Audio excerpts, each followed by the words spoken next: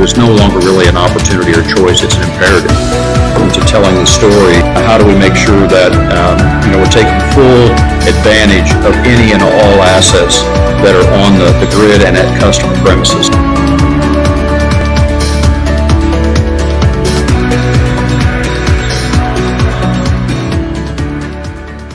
Welcome everyone to the enx ei360 podcast. My name is Sandi. I'm here with David and David. This month we're talking about digital twins for the month of September. And here we are starting really with the end in mind in our digital operations center. Yeah, you're right, Sandy. People come here to McKinney where we have our live microgrid.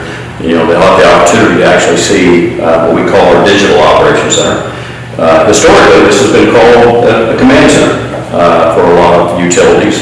We reference it as a digital operations center, which I think is appropriate as we talk about digital twins, because really when you think about today's command centers, as we think about digital twins, it really is all about data, and it's about having the ability to visualize data, and not only visualize data, to create actionable data. One of the things this command center, this digital operations center here represents at our facility is the ability to be a DERM, a distribution energy resource manager, a DMO, a distribution market operator.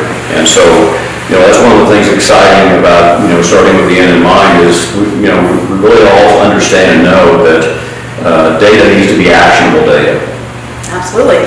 So, we had a little fun last week. We created avatars for ourselves, talking about digital twins, and we very lightly touched on the subject, and now we're really going to dive in deep. So, in the energy space, how does someone get started building their digital twin?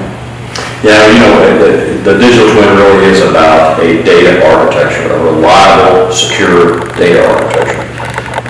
At enx, one of the things that we have invested in over really a decade has been to build that data architecture that allows us to really ingest data, relay data in a real-time way. We think there's really four key elements, Sandy, to that creating a digital twin or having a digital twin representation. And one is it means you have to be agnostic to both front of the meter and behind the meter. Basically, any and all assets. They'll hear us say often, the ability to see everything in one platform, generation to toaster. So that idea of being totally agnostic. Not a point solution. Secondly, you have to have that ability to put that data in a graph model, in the next generation database architecture, as we would like to call it. It's more of a nodal architecture that allows us to create hyper relationships and algorithms, machine learning, and artificial intelligence that are really required with data today. Thirdly, we have to have the ability to do simulations and control schemes. If we do a good job of bringing that data together and creating that data model, that data fabric, then we really have that ability, thirdly, to do those simulations and those control schemes across the entire asset base.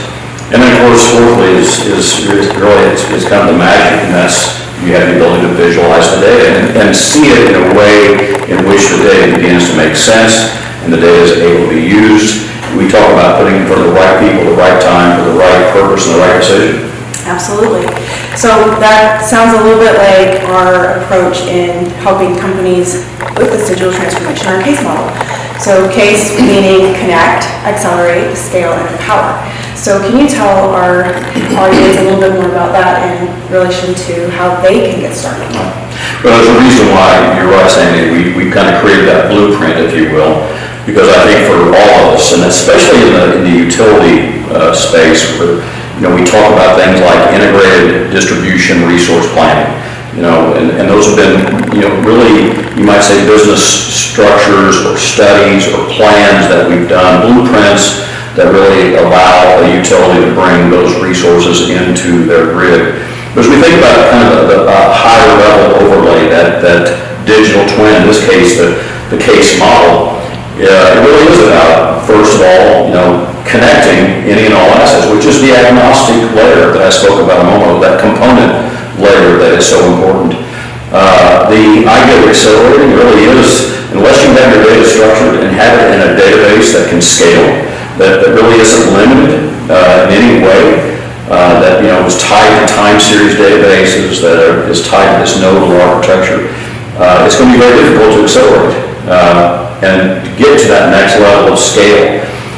So when we think about, scale, it really is then, hey, I have now the ability to do live simulations, live control schemes, doing algorithms on the edge. That really is the whole idea of scale. That's kind of where solutions really begin.